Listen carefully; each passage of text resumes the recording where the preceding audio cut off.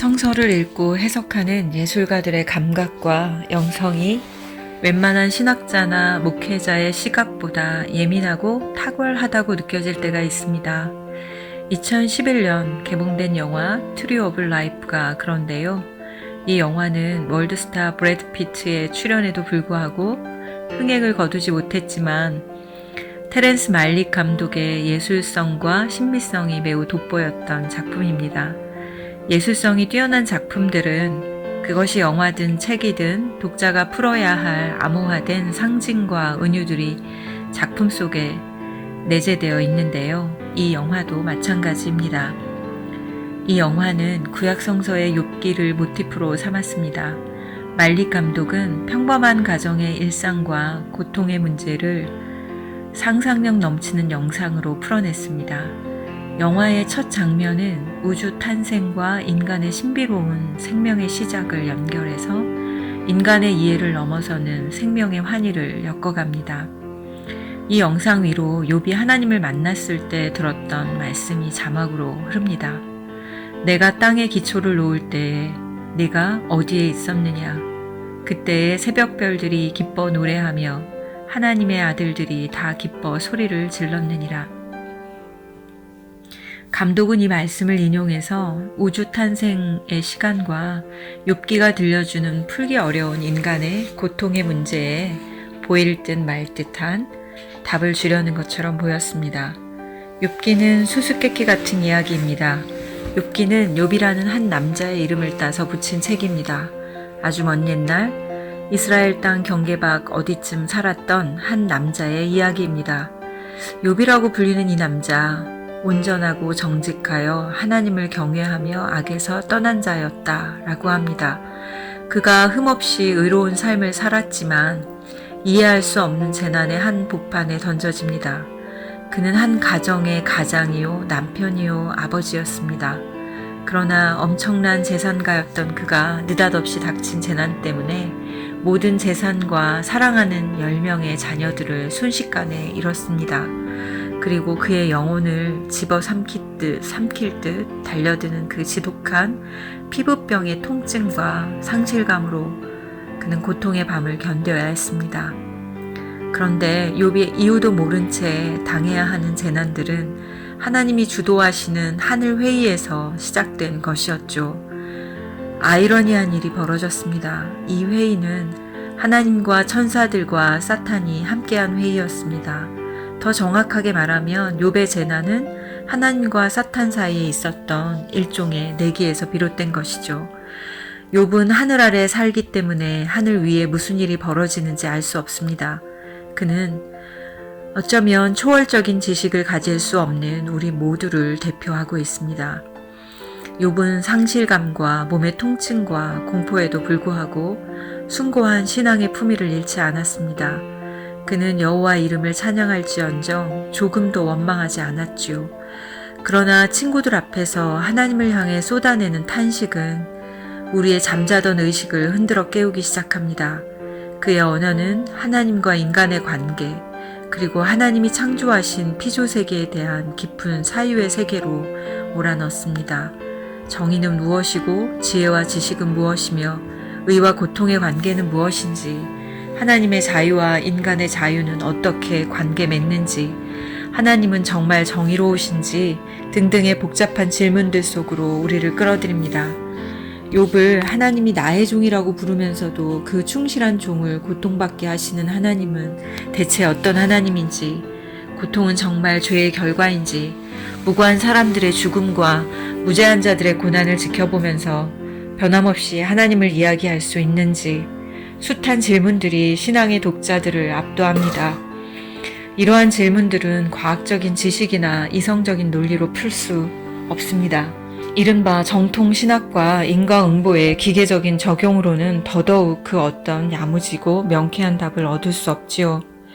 딜레마에 봉착할 뿐입니다. 그래서 이 질문들은 즉답이 아니라 좀 더 긴 호흡으로 천천히 신앙적인 사유와 성찰의 과정을 거쳐서 조심스럽고 솔직하게 답해야 하는 물음들입니다. 욥은 생애 어떤 날도 부끄럽지 않기를 고집하며 살았는데 그가 왜입니까 주님을 외칠 때는 고통에 직면한 한 인간의 저항과 항변의 깊이를 보게 됩니다. 욥은 자신의 고난의 문제를 그의 동료이며 친구들과 기나긴 논쟁을 이어갑니다. 그러나 그는 고난의 의미에 대한 명쾌한 답을 찾을 수 없었습니다. 친구들은 욥에게 위로자가 아니라 죄의 가능성을 추궁하는 검사처럼 말했지요. 이때 욥은 친구들 앞에서 하나님과의 대면을 열렬히 구하며 자신의 결백을 호소합니다. 그러나 누구도 그의 편이 되어주지 않았습니다. 그러니 욥은 침묵하시는 하나님 앞에서 자아분열적인 모습까지 보일 수밖에 없었지요. 얼마나 시간이 흘렀을까요? 하나님이 드디어 침묵을 끝내시고 욥을 만나주시지만 하나님은 욥에게 속 시원한 답변을 해주지 않습니다. 오히려 하나님은 폭풍 속에서 욥에게 질문 꾸러미를 풀어내시며 욥을 압도하십니다. 욥은 자기 고통에서 비롯된 수많은 질문들에 대한 답변을 기대했지만 하나님은 도리어 현란한 질문들을 쏟아내시죠. 이것은 욥을 깊은 사색과 깨달음으로 인도했습니다. 말릭 감독이 보여주려는 것이 바로 이 지점입니다. 영화를 시작하면서 욥기 본문을 인용한 것은 욥의 질문들에 대한 하나님의 답변이었죠. 내가 땅에 기초를 놓을 때 네가 어디에 있었느냐? 이 질문을 시작으로 하나님은 경이로움으로 충만한 우주와 자연세계를 욥에게 하나하나 공들여 해설해 주십니다. 거기에는 광대한 자연세계에 냉혹한 무차별이 존재하고요. 자연은 인간의 이해의 관계를 넘어서는 영역입니다. 하늘의 구름과 저 멀리 떨어진 별자리, 그리고 날씨를 주관하시는 하나님의 일은 인간의 손이 닿지 않는 영역이고 차별 없는 영역입니다. 야생 동물들의 세계와 먹이사슬 관계뿐만 아니라 스스로 음식을 취할 수 없는 어린 까마귀를 먹이시는 하나님은 욥과 우리가 인정해야 하는 무지의 영역이지요. 자연의 무차별적인 환경에서 우리의 자아가 흔들릴 수도 있겠지만 우리는 자연의 위대함과 장엄한 광경 앞에서 그리고 생태계에서 벌어지는 이 무차별의 원리를 자주 잊고 삽니다. 여기서 욥이 들어야 했던 것은 동물 세계의 현실이 도덕적이지 않다는 것이고, 그리고 자연의 약육강식 원리에서 하나님이 그 세계를 어떻게 돌보시는지 헤아릴 수 없는 신비가 숨어 있다는 사실이죠. 결국 욥은 자연 질서에 대한 하나님의 해설 앞에서 자신의 저항과 주장을 철회하게 됩니다. 그리고 욥은 이렇게 고백합니다. 내가 알지 못하는 것을 말했고 내가 깨닫기에 너무 놀라운 것들 뿐입니다. 그래서 나는 먼지와 잿더미에서 회개합니다. 말릭 감독은 욥과 하나님의 만남을 그만의 명민한 통찰력으로 영화에 담아냅니다. 영화는 미국 텍사스의 오브라이언 가족의 이야기입니다. 오브라이언은 3명의 아들을 두었고 큰 아들 잭은 건축가로 성장합니다. 영화는 중년이 된 큰 아들의 회상을 통해 한 가족의 단란하고 행복한 일상을 담아냅니다. 이야기는 작고 사소한 것들의 아름다움과 평화, 그리고 동시에 피할 수 없는 삶의 갈등을 담아냈습니다. 이 영화는 사소한 일상에 대한 새로운 환기를 보여주는데 그것은 삶의 굴곡에서 오는 혼란스러움과 가지런함의 이중적 관계였습니다. 욥기가 보여주듯 우리의 일상은 아름다움과 공포가 공존하고 우리는 그것을 자연스럽게 받아들여야만 하죠. 이 영화는 자식을 잃은 부모의 고통, 성실한 가장이지만 가부장적인 아버지에 대한 미움과 사랑, 그리고 현실과 사랑 사이에서 무엇이 먼저인지를 생각하게 하는 어머니의 모습은 현실 곳곳에 스며있는 우리의 모습입니다. 또 장면 하나하나의 영상은 만물의 창조자 하나님이 인간의 모든 사건에 개입하고 있음을 일깨워 주지만 둘째 아들을 잃고 마치 욥처럼 하나님은 어디 계신가 묻는 어머니의 탄식에 대해 하나님은 똑같이 대답하지 않으십니다. 침묵하시죠. 이 지점에서 말릭 감독은 땅에 기초를 놓으시는 하나님의 그 생명의 시작을 보여주는 아름다운 영상으로 답해줍니다. 계절의 순환과 별들의 움직임, 동물들의 세계는 하나님이 질서를 수립하셨다는 좋은 본보기이죠. 때문에 하나님은 어디 계신가 이 질문 뒤에 이어지는 영상에는 우주의 초월적 주권자를 생각하고 누가 창조자를 고소하는가 라는 질문으로 답하게 합니다. 영화가 제공하는 가족의 일상과 우주의 영상의 어울림은 의로운 사람이든 불의한 사람이든 누구에게든지 재난이 닥칠 수 있는 무차별의 원리를 수용하게 만듭니다. 세상이 인과 법칙에 따라 움직이는 예측 가능한 깔끔한 세상이 아니라는 걸 받아들이게 하죠. 욥기에서 욥의 친구들은 행위화복이나 보응의 논리로 욥의 고난을 설명하려 했지만 실패했습니다. 동생의 죽음과 그 슬픔을 감당하기 어려웠던 사춘기 시절의 형은 이렇게 말합니다. 하나님은 어디 계셨냐고. 하나님의 눈으로 세상을 보고 싶다고.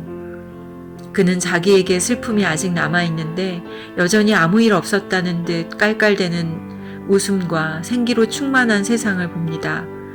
오브라이언 가족은 주일이면 온 가족이 교회에서 하나님을 예배했고 성실하고 질서 정연한 삶을 살았습니다. 그런데 한순간 자녀를 잃게 된 슬픔, 아직 아이들은 어린데 직장에서 명퇴를 종용받는 가장의 분열적인 내면의 갈등과 혼란도 담담하게 그려집니다. 그럼에도 불구하고 구원의 문은 들어가기를 원하는 자에게 언제든 열려 있다는 것처럼 과거 회상에서 현실로 돌아온 큰 형은 다시 꿈결 같은 장소에서 작은 문들을 통과합니다. 그리고 눈이 부시도록 밝은 어딘가에서 어린 시절의 동생을 만나고 가족을 만납니다. 꿈처럼 상상처럼 가족과의 만남이 그려지며 영화는 끝이 납니다. 한마디로 이 영화 따뜻하고 묵직한 아름다움으로 충만합니다. 욥기가 의인은 고난당해도 끝내 갑절의 복을 받고 회복된다는 메시지를 목표하지 않는 것처럼 이 영화는 욥기가 들려주려 했던 것을 보여주었습니다. 궁극적인 문제 해결이 인간 이해 밖에 존재한다는 것을, 자연의 세계가 하나님의 형상을 가진 인간의 인격만큼이나 고상하고 독특하고 아름답다는 것을, 인간이 미치지 못하는 거대한 우주의 질서를, 그리고 거기엔 모든 인간에게 닥칠 수 있는 무차별의 원리가 숨어 있다는 것을요. 하나님이 욥에게 보이신 것은 거대한 우주와 자연 세계의 운동과 동식물들의 질서였고, 거기서 인간의 한계를 깨닫게 하셨던 현란한 복음이었습니다.